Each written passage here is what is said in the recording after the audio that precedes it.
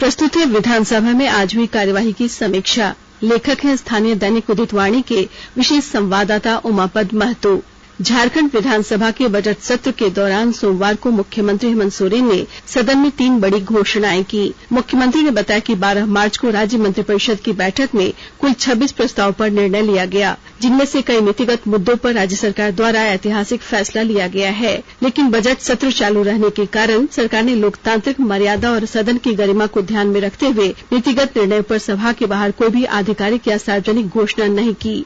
उन्होंने आज सदन के अंदर नीतिगत निर्णयों की जानकारी देते हुए बताया कि राज्य सरकार द्वारा श्रम नियोजन विभाग के एक प्रस्ताव के तहत कौशल विकास व तकनीकी एवं व्यावसायिक शिक्षा के तहत प्रशिक्षित बेरोजगारों के लिए वर्ष 2020-21 से मुख्यमंत्री प्रोत्साहन योजना प्रारंभ करने की मंजूरी दी है, जिसके तहत वैसे शिक्षित बेरोजगारों को सालाना 5,000 रूपये का बेरोजगारी भत्ता दिया जाएगा। मुख्यमंत्री ने कहा कि इस योजना के तहत परित्यक्त विधवा और अन्य के लिए 50% ज्यादा राशि दी जाएगी, अर्थात उन्हें 7,500 रूपये सालाना प्रोत्साहन राशि दी जाएगी। वहीं मुख्यमंत्री ने कहा कि सड़क दुर्घटनाओं को राज्य सरकार ने स्थानीय विशिष्ट आपदा घोषित करने का नीतिगत निर्णय लिया है और सड़क हादसों में मृतक के प्रभावित परिवार के आश्रित या हकदार को 1 लाख रूपये की सहायता राशि देने का निर्णय लिया गया है। मंत्रिपरिषद के तीसरे निर्णय के संबंध में मुख्यमंत्री ने बताया कि श्रम विभाग के एक प्रस्ताव के तहत राज्य में स्थापित निजी क्षेत्रों, कारखानों व उद्योगों में स्थानीय लोगों को 75% आरक्षण देना अनिवार्य करने का फैसला लिया गया है।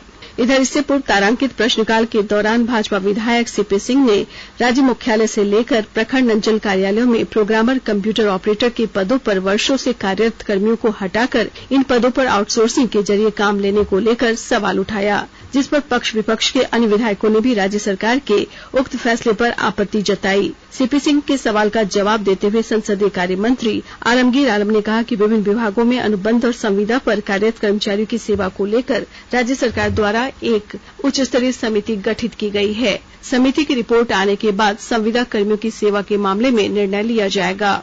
वहीं अल्पसूचित प्रश्नकाल के दौरान भाजपा विधायक विरिंची नारायण ने खोरठा भाषा का संवर्धन करने और इस भाषा के लिए शोध संस्थान खोलने की मांग की, जिस पर संसदीय कार्य मंत्री ने कहा कि राज्य सरकार द्वारा इस विषय को संज्ञान में लिया गया है और इस पर विचार किया जाएगा।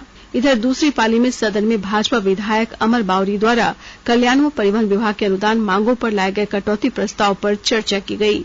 सदन में 19 अरब 3 करोड़ 26 लाख रुपए की अनुदान मांगे ध्वनि मत से पारित कर दी गई। इसके बाद स्पीकर रविंद्रनाथ महतो ने मंगलवार पूर्वाह्न 11 बजे तक के लिए सदन की कार्यवाही स्थगित कर दी। अभी आप सुन रहे थे विधानसभा में आज हुई कार्यवाही की समीक्षा। लेखक थे स्थानीय दैनिक उदित वाणी के विशेष संवाददाता उमापद महतो।